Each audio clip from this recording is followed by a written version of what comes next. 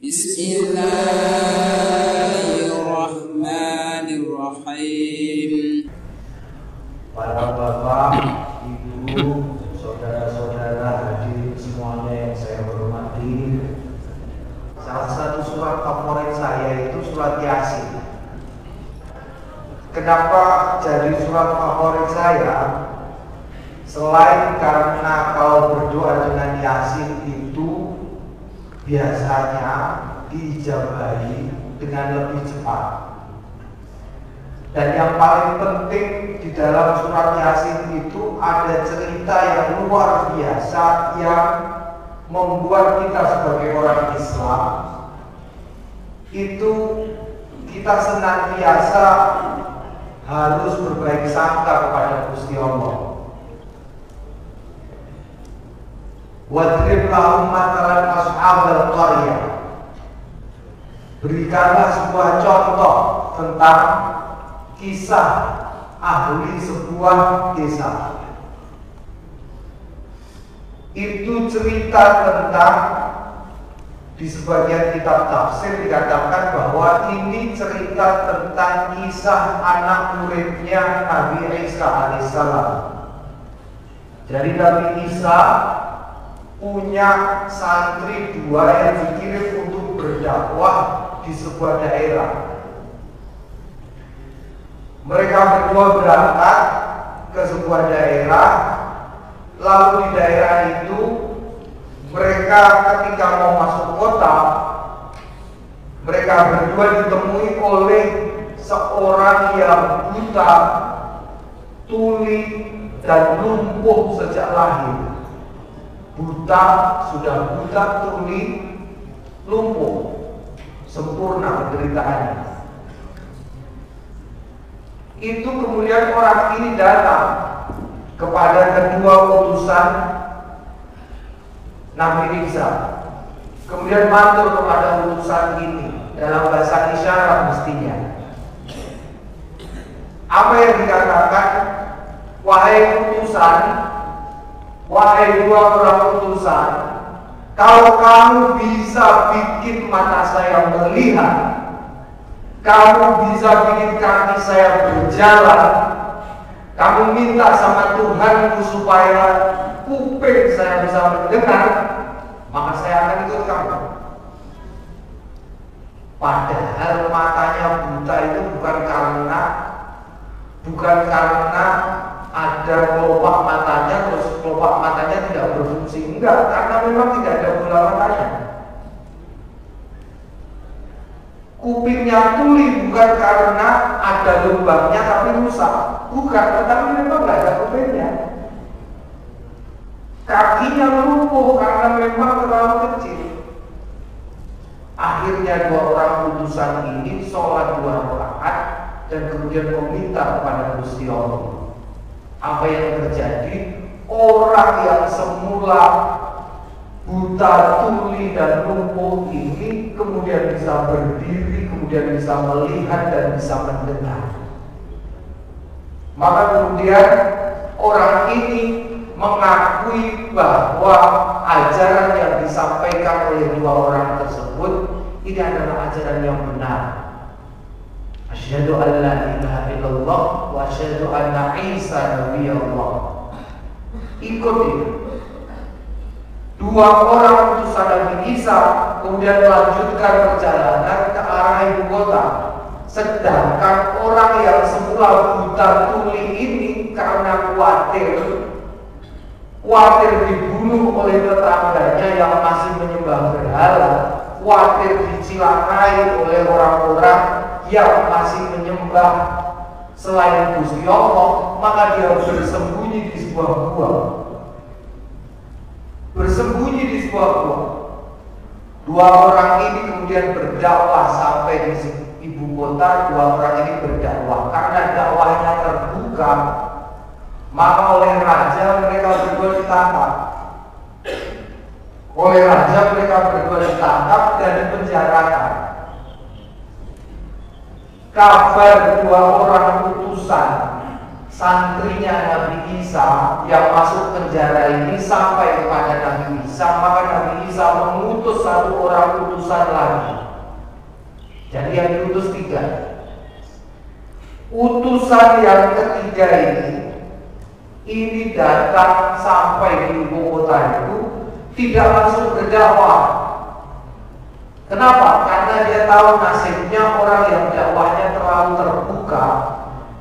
Itu kalau ada yang nggak suka itu pasti dimusuhi.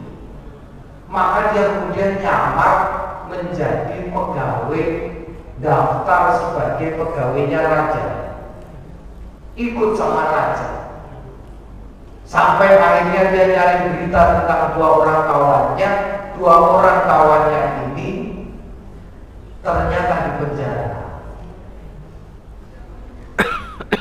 Kebetulan ada satu peristiwa yang membuat penyamaran ini terbongkar. Karena penyamarannya terbongkar, maka kemudian mereka bertiga mau dibunuh oleh raja ini. Ketika mau dibunuh oleh raja, maka mereka mengatakan bahwa yang benar itu adalah agama yang kami bawa. Agama yang kami bawa. Lalu orang ketiga ini untuk membuktikan kebenarannya, karena salah satu pertanda iman adalah iman kepada hari setelah kematian, maka kemudian dicarilah mayit yang baru saja meninggal untuk dimintakan supaya hidup lagi. Inna nahnu nuhyil mauta wa naktubu ma qaddamu wa atharuhum. Dihidupkan lagi, mereka minta sama Gusti Allah untuk menghidupkan mayit ini. Kebetulan mayit ini dihidupkan. Begitu mayit ini hidup, mayit ini ngomong, aku kok diuripke meneh iki wis kiamat tapi apa ini sudah waktunya kiamat? Kok saya dihidupkan lagi? Enggak. Tapi terima kasih saya sudah dihidupkan. Memangnya kenapa? Karena di kuburan, sebelum masuk kuburan, karena belum dikubur, itu saya sudah didatangi macam-macam, saya mau dihajar. Tetapi tiba-tiba saya melihat 3 orang ini mendatangi saya bersama seorang malaikat, ngajak saya untuk hidup lagi. Sebenarnya ada apa ini? Orang ini, mayat ini hidup lagi. Setelah itu konangan 3-tiganya sebagai utusannya Nabi Isa, maka ketiganya dibunuh. Sebelum ketiganya dibunuh, orang yang tadi buta, tuli dan lumpuh itu tiba-tiba datang, wajah min aqsal madinati rajulun yas'aqala ya qaumi tabi'ul mursalin. Datang dari ujung kota, datang berlari tergopoh-gopoh, stop, jangan dibunuh itu. Jangan kamu bunuh, itu adalah utusan-utusan yang benar. Utusan-utusan dari Gusti Allah, murid-muridnya Nabi Isa. Jangan dibunuh. Wajah min aqsal madinati rajulun yas'a. Datang tergopoh-gopoh karena dianggap mengganggu ketentraman umum. Maka orang buta ini tanpa dihadiri langsung dibunuh. Maka hati-hati, orang mau mengganggu ketertiban umum, itu namanya bunuh. Orang mengganggu ketertiban umum itu namanya bunuh. Bukan itu wajib dibunuh. Jadi kalau ada yang ngomong tidak ngajak NKRI harga mati, malah togat tobut, Jaluk Bali. Membawa polisi wajib dibunuh. Itu wajib dibunuh. Karena ini ganggu ketertiban umum, maka langsung dibunuh. Ini orang yang semula buta, jebret, mati sudah. Ketika mati, dia gumun. Bima kafara li rabbi wa ja'alani minal mukramin. Gumun dia. sembahyang belum diajari. Aku cuma ngomong asyhadu an la ilaha illallah wa asyhadu anna Isa nabiyullah. Bima ghafarani, terus dengan apa Gusti Allah mengampuni semua dosaku? Bima ghafarani rabbi wa ja'alani minal mukramin, dan kemudian memuliakan aku. Masya Allah. Lah apalagi kita yang saben hari sidik-sidik tahlilan, sidik-sidik sholawat. Ini cuma sekali ngomong asyhadu an la ilaha illallah, durung iso sembahyang, durung iso apa-apa, itu semua dosanya hilang. Semua dosanya hilang dan dimuliakan di hari akhir setelah kematian. Bima ghafara li rabbi wa ja'alani minal mukramin. Ini gumun dia. Sampai dia bilang, kalau saja kaumku ngerti keadaanku sekarang, pasti mereka kepengen ikut agamanya 3 orang ini. Tapi gimana lagi, saya sudah mati. Ini mengingatkan kepada kita untuk selalu husnudzon kepada Gusti Allah. Surat Yasin itu jadi hobinya orang-orang desa, mengingatkan kita supaya tidak suudzon sama Gusti Allah. Jangan suudzon sama Gusti Allah. Jangan suudzon.